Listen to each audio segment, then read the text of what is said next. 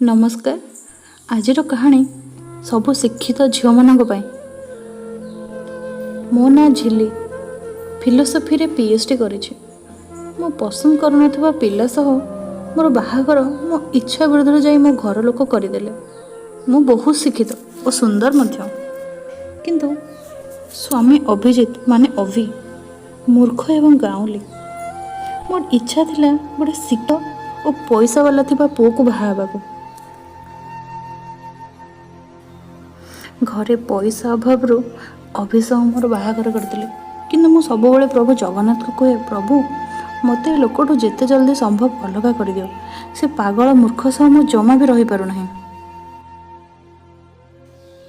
मु सब तंकर खराब चिंता करे।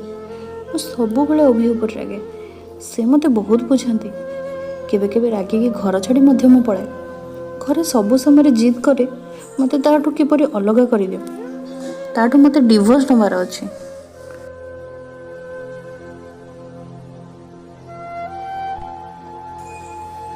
घरे मते बहुत बुझाती, तू भूल भावुचु, से बहुत भल पिला, से तोते बहुत खुशी रखिबो।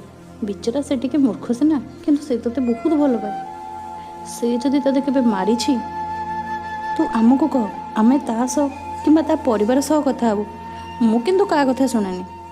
मु मिछ कहली जे से मते खाइबाकू कि बुलिबाकू कुआडे भी नेउ नाहंती। मो घर बालेश्वर। बापा माँ अभि को घर को डाकी सबू कथा जाना लगी चेष्टा कले। बापा कहले, पुओ अभि, तुम्हें कौन मो झील को खुशी रे रखी ना?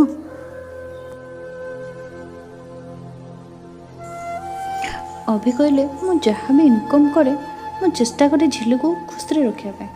मु टिके टाइम दे पारना, कारण मोर सब समय काम करिबारे सरी जाए।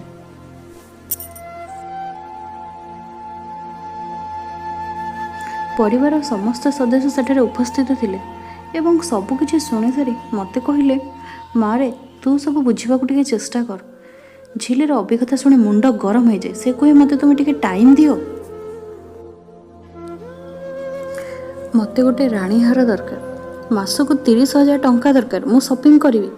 सब शुणी सारी अभि कहे, मु चेष्टा करी तुमर सब अभाव को पूरण करने को।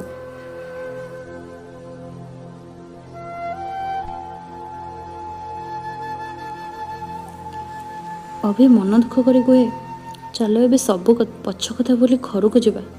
झिली किंतु कहे, तमें जदि मो कथारे राजी ताहेले मु तुम सह घर को जीवी, नहेले मु जमारू जीविनी।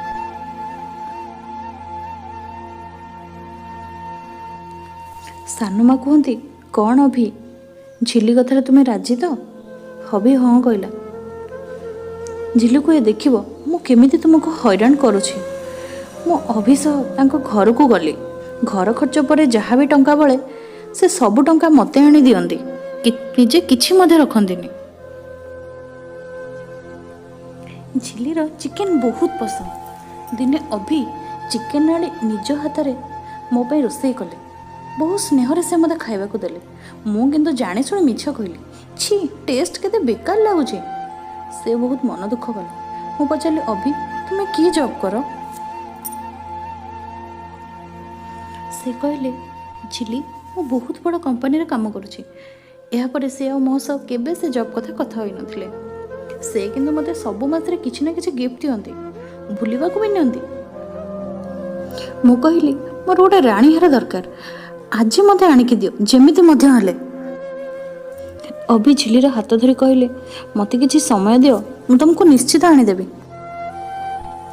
अभि कहले, तुम्हें मते कथा दियो, मते छाड़ी के भी तुम कुआडे भी जीवनी। मु तुमको बहुत भल पाए।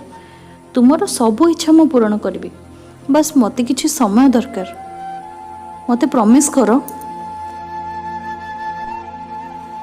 मु किंतु जानी जानी ताको सब बेले हैरान करे। खाइबार केबे अधिका लुण तो केबे अधिका राग कर दिए। जेमिति से न खाऊ, मते छाड़ी दो, मते बस डिवोर्स दरकार। से लोक सह मु रही पारिबिनी। से कामरू आसी हालिया थका हो खाइबा न खाई बेहोश हो शोई पड़े। केजाणी से एमिति की काम करुथला जे थकी पड़ुथला। मु से पागल मूर्ख को जेतिकी घृणा करुथली, से बोका मूर्ख मते सेतिकी भल पाउथला। किछि दिन परे गोटे दिन मो सांग मान सहित शॉपिंग करने को मार्केट बाहरली। ମାର୍କେଟ ପାଇଁ ମୁଁ ଗୋଟେ ସୁନ୍ଦର ଡ୍ରେସ୍ ପିନ୍ଧି ବାହାରିଲି। ମୋର ଅନ୍ୟ ସାଙ୍ଗମାନେ ମଧ୍ୟ ମୋ ସହ ମାର୍କେଟ ବାହାରିଲେ। ଗଲାବେଳେ ମୁଁ ଯାହା ଦେଖିଲି ମୁଁ ନିଶବ୍ଦ ହୋଇଗଲି। ମୋ ପାଟିରୁ କିଛି କଥା ମଧ୍ୟ ବାହାରୁ ନଥିଲା। ମୁଁ ଯେଉଁ ଦୋକାନକୁ ଡ୍ରେସ୍ କିଣିବାକୁ ଯାଇଥିଲି ସେଇ ଦୋକାନରେ ଅଭି ସେଲ୍ସମ୍ୟାନ୍ ଭାବେ କାମ କରୁଥିଲେ, ଯାହାର ଇନକମ୍ ମାତ୍ର 5,000 ରୁ 7,000 ଟଙ୍କା। ସେ ମୋତେ ସେଠି ଦେଖି ନ ଚିହ୍ନିଲା ଭଳି ମୁହଁରେ ମାସ୍କ ଲଗାଇଥିଲେ, କାରଣ ମୋ ସାଙ୍ଗମାନେ ମୋ ସହ ଥିଲେ। କାଳେ ମୋର ସେଠାରେ ବେଜିତ ହେଇଯିବ ମୋ ସାଙ୍ଗମାନଙ୍କ ଆଗରେ, ଏହା ଭାବି ସେ ମୁହଁ ବୁଲାଇ ଦେଲେ। ମୁଁ ସେଠାରୁ ଚୁପଚାପ ପଳେଇ ଆସିଲି। ମୁଁ ସେଠି ଯାହାକୁ ଦେଖିଲି ସେ ସତରେ ଅଭିତ। ଏ ଦୁନିଆର ସବୁଠାରୁ ଅଧିକ ଯାହାକୁ ମୁଁ ଘୃଣା କରୁଥିଲି, ଯାହାକୁ ମୁଁ ପାଗଳ ମୂର୍ଖ କହି ଅପମାନିତ କରି, ଯାହାକୁ ମୁଁ କେବେ ସ୍ନେହରେ ଖାଇବାକୁ ମଧ୍ୟ ଟିକେ ଦେଇନି, ଯାହା ସହ ଭଲ ମନ୍ଦ କଥାବାର୍ତ୍ତା ମଧ୍ୟ ଟିକେ ହେଇନି, ଯାହାକୁ ମୁଁ କେବେ ସ୍ୱାମୀ ବୋଲି ଗ୍ରହଣ କରିନି, ସେ ସେହି ଅଭିଜିତ ତ? ମୋ ମୁଣ୍ଡ ଆଜି କାମ କରୁନଥାଏ। ହେ ପ୍ରଭୁ, ଏସବୁ ମୁଁ କ'ଣ ଦେଖୁଛି? ଏସବୁ ମୋ ସହ କ'ଣ ହେଉଛି? ସେ ମୋ ପାଇଁ କେତେ କଷ୍ଟ କରୁଥିଲା। ମୋ ଖୁସିକୁ ପୂରଣ କରିବାକୁ ସେ ସବୁବେଳେ ଚେଷ୍ଟା କରିଛି, ହେଲେ ମୁଁ ତା ପାଇଁ କ'ଣ କରିଛି? କେବେ ବି କିଛି କରିନି। ସେ ମୋ ପାଇଁ ପୁରୁଣା ଡ୍ରେସ୍ ପିନ୍ଧି ନୂଆ ଡ୍ରେସ୍ ଆଣି ମୋତେ ଦେଇଛି।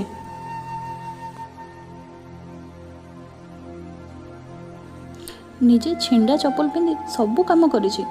ମୋତେ ମରଣ କ'ଣ ପାଇଁ ହେଉନି ଯେ? ମୋତେ ଖୁସିରେ ରଖିବା ପାଇଁ ସେ କେତେ କ'ଣ କରୁଛି। ଏହା ଭାବିବା ଭିତରେ ଜଣେ ଲୋକ କହିଲେ, ମ୍ୟାଡ଼ାମ୍, ଆପଣ ପଇସାଟା ଦେଲେ ନାହିଁ। ମୁଁ ଗାଡ଼ିର ପଇସା ଦେଇ ସେଠାରୁ ଚାଲି ଆସେ ଓ ଘରେ ଅଭିଙ୍କ ପାଇଁ ୱେଟ୍ କରେ। ମୋ ଆଖିରେ ଲୁହ ଆସିଗଲା।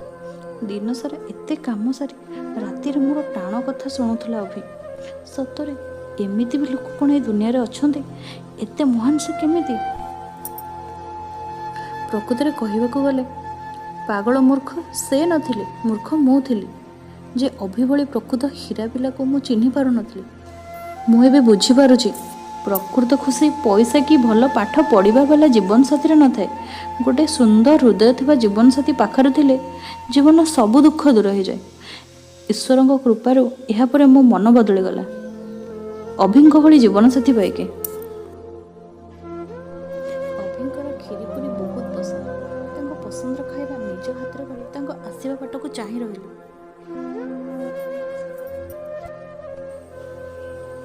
ମୁଁ ତାଙ୍କୁ କେବେ ଖାଇବା ବାଢ଼ିକି ଦିଏନି।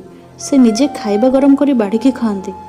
ସେ ରୋଷେଇ ଘରକୁ ଗଲେ ଓ କ୍ଷୀରିପୁରୀ ଦେଖି ବହୁତ ଖୁସିର ସହ ମୋତେ ପଚାରିଲେ, ଝିଲି, ତୁମେ ମୋ ପାଇଁ ଏସବୁ କରିଛ? ଅଭି ପ୍ଲେଟ୍ରେ ଖାଇବା ବାଢ଼ି ମୋ ପାଖରେ ବସି ପଡ଼ିଲେ। ଖୁସି ହେଇ ସେ ସବୁ ଖାଇବା ଖାଇଥିଲେ। ପ୍ରଥମ ଥର ସେ ମୋ ହାତର ରୋଷେଇ ଖାଇ ବହୁତ ଖୁସି ହେଲେ। ମୁଁ ଅଭିକୁ ଗୋଟେ ଲହରେ ଚାହିଁ ରହିଥାଏ, ଭାବୁଥାଏ ମୋ ଖୁସି ପାଇଁ ସେ କେତେ କଷ୍ଟ ସହିଲେଣି। ତାଙ୍କ ପ୍ରତି ମୋର ଆକର୍ଷଣ ଓ ଭଲ ପାଇବା ଆଜି ବହୁତ ବଢ଼ିଗଲା। ଇଚ୍ଛା ହେଉଥିଲା ତାଙ୍କ ଛାତିରେ ଲାଗିଯାଇ ମନ ଭରି କାନ୍ଦି ସବୁ କିଛି ଭୁଲିଯିବା ପାଇଁ। ଅଭି ଖାଇସାରି ପକେଟରୁ ରାଣୀହାର ବାହାର କରି ମୋ ହାତରେ ଦେଇଦେଲେ। ମୋତେ ସେତେବେଳେ ବହୁତ ଖରାପ ଲାଗୁଥିଲା।